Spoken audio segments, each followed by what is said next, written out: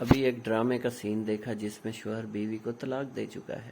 مگر پھر بھی ساتھ رہنے کا مطالبہ کر رہا ہے۔ ہمارے معاشرے میں بہت سارے ایسے کیسز ہیں جس میں طلاق کے باوجود شوہر نہیں چھوڑتا،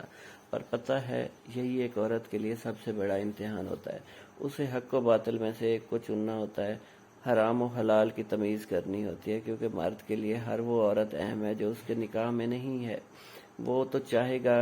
ہی کہ عورت اسے نہ چھوڑے، کبھی محبت کے کبھی بچوں کے واسطے دے گا، پر عورت یہ سوچے کہ یہ کیسی محبت تھی جو طلاق کی نوبت لے آئی، اور اگر حرام کو اپنائے گی تو بچوں کو کیا سیکھ دے گی، کیسے جیے گی ساری زندگی ضمیر کو ملامت سہتے ہوئے، کیسے ہر وقت اللہ کی لعنت کی حقدار بنی رہے گی۔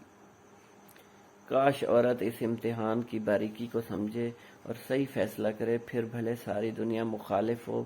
ذلت و رسوائی ملے، پر یہ یقین رکھے اللہ ساتھ ہے، آخرت محفوظ ہے، ایمان محفوظ ہے، اور سب سے بڑی بات کہ جو دنیا اور وہ مرد نہیں پالتا عورت کو بلکہ رب پالتا ہے، وہی ہر چیز بہتر کرنے والا ہے، وہی رزق دینے والا ہے۔ یہ باتیں جب سمجھ آ جاتی ہیں نہ تو ایسے لگتا ہے ہر مشکل ٹل گئی، کیونکہ ہماری بے چینی فقط صحیح راستہ چننے تک ہوتی ہے، جہاں حق کے راستے پر چلے قرار مل جاتا ہے، اور میرا ماننا ہے عورت کا جہاد یہی ہے۔